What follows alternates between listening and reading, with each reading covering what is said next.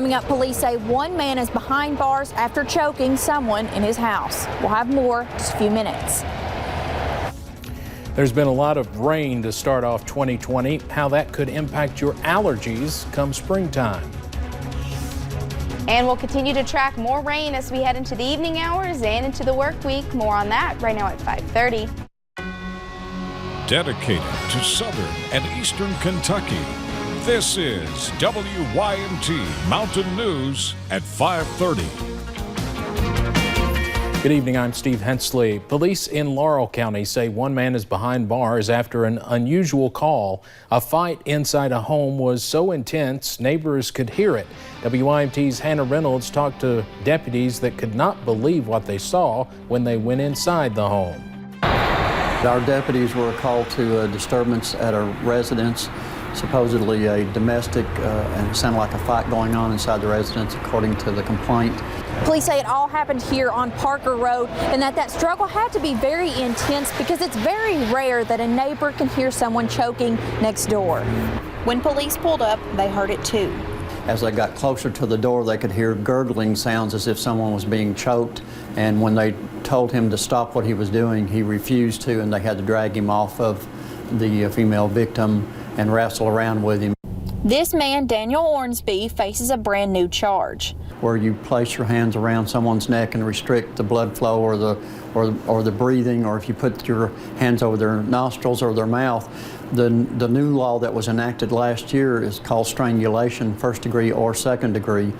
Before that, it would have simply been a charge of assault in the fourth degree, a Class A misdemeanor. Now it's a felony, up to 10 years in prison. It just helps us and it helps the victim. If someone gets charged with this, it definitely has to be a deterrent factor. We called over to the Laurel County Jail and asked Hornsby for an interview, which he denied.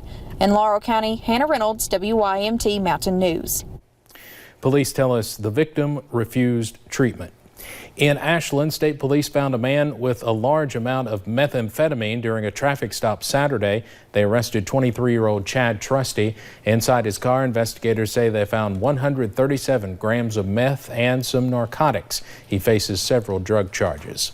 The search continues for a missing woman in Scott County. Sheena Baxter disappeared more than a week ago. Georgetown police tell us they have looked through a car belonging to her ex-boyfriend, Joseph Hicks. He was arrested shortly after her disappearance.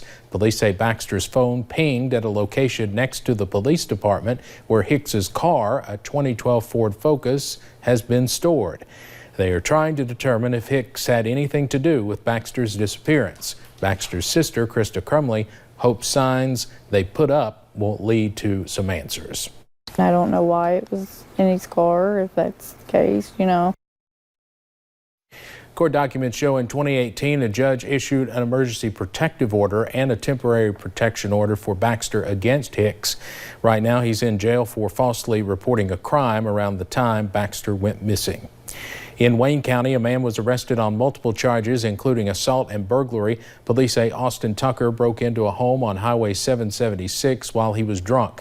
The homeowner says she heard a loud bang on her front porch, and when she opened the door, she found Tucker laying there. Police say he got up and went into the house uninvited.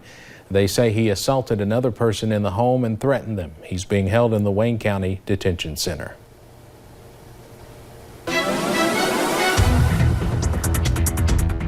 Well, we've seen those soggy conditions a little bit on and off throughout the day, but now we're seeing kind of those heavier bands moving back into the mountains. Interstate 75 in London looking pretty soggy over there. We got a little bit of a break, but more rain now moving in to the area and looking along US 119 over into Pine Mountain. Much of the same story. See, dried out a little bit and then more rain moved back in. So looking at pinpoint Doppler over the past hour, it looks like actually areas along I-75 getting a break now, kind of seeing this heavier, more widespread rain chances moving in, becoming slightly more scattered as we head into tonight. That's showing by right around 8 o'clock. We're seeing some breaks in the rain for some, but really continuing as we head throughout the rest of the evening hours. Now after midnight, it does look like these rain chances do become slightly more scattered. We'll hang on to a few as we head into your Tuesday morning. Overnight lows are really only dropping into about the mid 40s with that rain and that cloud cover. Then we'll get a break really throughout the day, maybe even peaks of sunshine. Temperatures will actually get warmer into the upper 50s to lower 60s, and then we'll be talking about a big cool down and maybe even some snow by Wednesday night.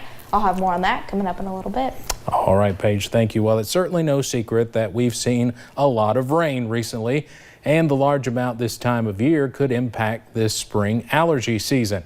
Megan James takes a look at how the weather and your allergy symptoms go hand in hand.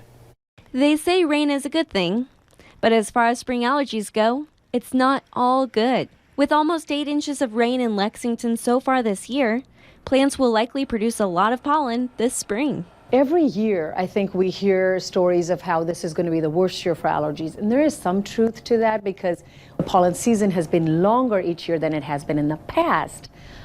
For example, this year, we've already started seeing tree pollen in February. And that tree pollen will definitely flare up some people's allergy symptoms. But on the flip side, upcoming rainy days can actually help pull pollen out of the air, making breathing conditions better for people allergic to the pollen. On the other hand, on a rainy day, people with mold allergies or dust mite allergies can expect an uptick in their symptoms because there's more moisture in the air, promoting those allergens. To best combat your allergies, it's important to visit an allergist to find out what you're allergic to and what they recommend for treatment. Many of Dr. Warrior's patients get allergy shots to manage their symptoms. All of the other things I see as limiting your life, whether you're avoiding your allergens or taking medications to help improve your symptoms, it doesn't change who you are. Allergy shots, on the other hand, actually build your immunity. You're no longer allergic to the things you were before, and therefore you're able to move on to a new you. And breathe easier every day. I'm meteorologist Megan James for WYMT Mountain News. Dr. Warrior says everyone's allergies are different, and that's why it's so important to see a specialist if you're having symptoms.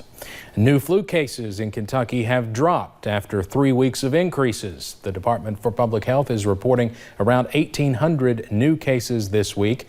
That brings the total number in the state this season to around 19,000. Statewide, 66 people have died from flu complications. The flu is still considered widespread in Kentucky, and health experts still recommend getting a flu shot. Today, thousands packed the Los Angeles Staples Center, the so-called house that Kobe built, to pay tribute to Kobe Bryant, his daughter Gianna, and 7 others who died in a helicopter crash last month. Kobe Bryant's widow, Vanessa, fought back tears as she spoke publicly for the first time about the loss of her husband and daughter. Vanessa Bryant described Gianna as a sweet, thoughtful daughter. I miss her sweet kisses. I miss her cleverness. I miss her sarcasm, her wit, and that adorable sly-side smile followed with a grin and a burst of laughter. Proceeds from the memorial service will be donated to Bryant's Sports Foundation. Hours before the tribute started, Bryant's widow sued the helicopter company, claiming the pilot, who was also killed in the crash, was negligent and careless. A trial date is set for a grandfather accused of dropping a girl on a cruise ship, causing her death. Salvatore Anello waived his right to a jury today in a Puerto Rican court. Anello faces a negligent homicide charge in the death of his 18-month-old granddaughter on a Royal Caribbean cruise last July. Prosecutors say he, quote, negligently exposed the girl through a window. The family says he could not have physically leaned out of that window. The trial is set for April. The family has sued Royal Caribbean for the wrongful death of Chloe Wygand. The Trump administration's public charge rule takes effect today after the Supreme Court ruled in favor of it. It means people applying for a green card or visa will now be judged on their income and education levels. It also looks at if they are already using public assistance like food stamps. Critics have called it a wealth test and are afraid the change will stop immigrants from participating in government programs that could help their families. The White House praised the Supreme Court's ruling, with the press secretary saying in part that the rule will, quote, protect hardworking American taxpayers. Coming up on Mountain News at 5:30, a NASA legend died this morning after more than a century of life. We'll look back at the achievements of mathematician Katherine Johnson. And we'll get a slight rain break tomorrow. More rain moves in Wednesday and possibly transitions into snow. And as we head into the last few days of February, looking at a pretty big cool down. I'll have more on that coming up.